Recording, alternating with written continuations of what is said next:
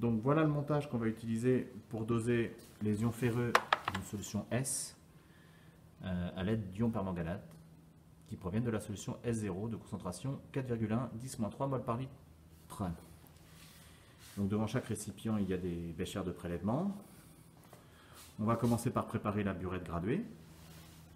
Donc dans un premier temps, elle est rincée avec de l'eau distillée.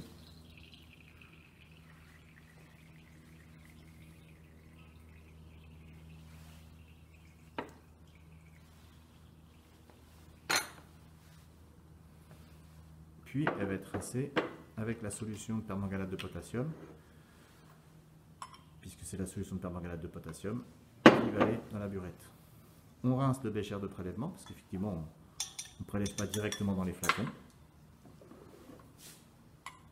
Donc le bécher de prélèvement est rincé, on peut le remplir avec la solution de permanganate de potassium. Et le petit bécher est très pratique. Donc on rince aussi la burette. Après l'avoir rincée avec de l'eau, on peut la rincer avec la solution de permanganate. On profite de cette opération pour vérifier qu'il n'y a pas une bulle d'air en bas. S'il y a une petite bulle d'air, en général, on tapote légèrement pour la faire tomber. Une fois que la burette est rincée, on la remplit avec les ions permanganate. Avec son petit bec verseur, ça permet de verser tranquillement la solution de permanganate de potassium dans la burette.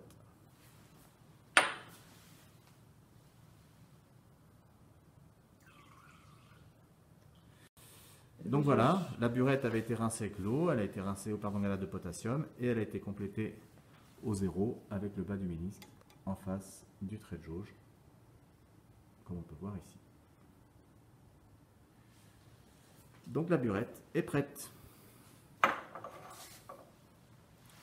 On va maintenant devoir prélever un volume de 20 ml de cette solution S. Alors 20 ml, mais avec de la précision. Donc là on est en train de rincer le bécher de prélèvement. On a pu voir qu'en versant la solution S0, le verre à pied poubelle il a changé de couleur, donc c'est intéressant comme observation.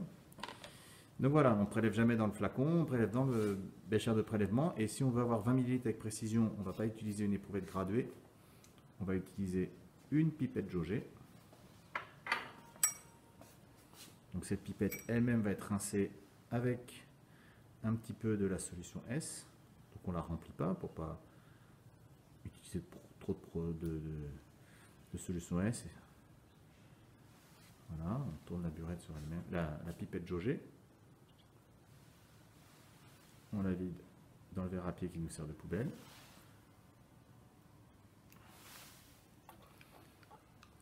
Et donc la pipette est prête.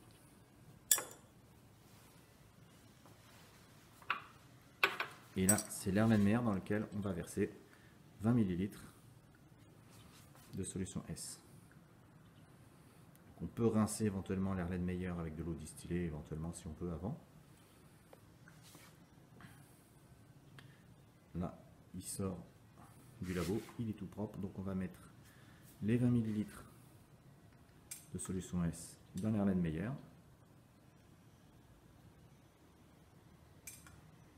C'est une opération délicate pour avoir le bas du ménisque en face du trait de jauge. C'est pas évident.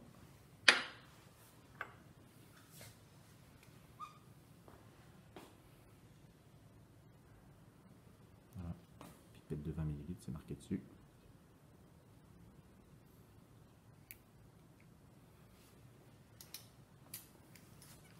Et on va placer l'Erlenmeyer sous la burette graduée. On rince la pipette. Et évidemment, on ne va pas la poser sur la table parce que ça va rouler, ça va glisser, ça va tomber. Donc en général, on la rince tout de suite pour la ranger dans la caisse. Le montage est presque prêt, mais on va rajouter un petit barreau aimanté. Comme ça va bien remuer le mélange en permanence tout au long du montage.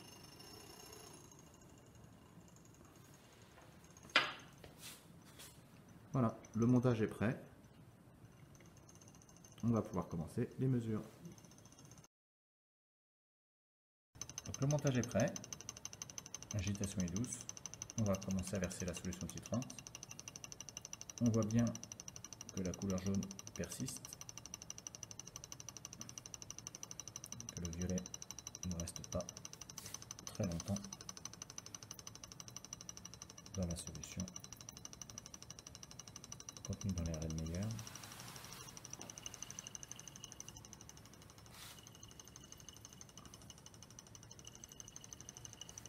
On commence à voir que le violet met de plus en plus de temps à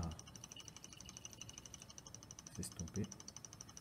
C'est qu'on se rapproche de l'équivalence. Pour quelqu'un, on va mettre du goutte à goutte pour essayer de mesurer le volume à l'équivalence avec le plus de précision possible.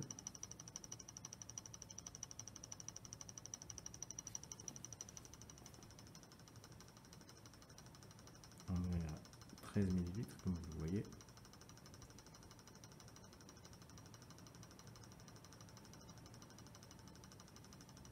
Le violet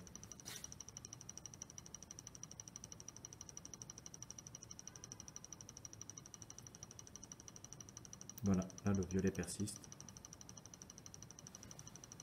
Le violet persiste bien dans la solution et on lit un volume équivalent de 14 ml.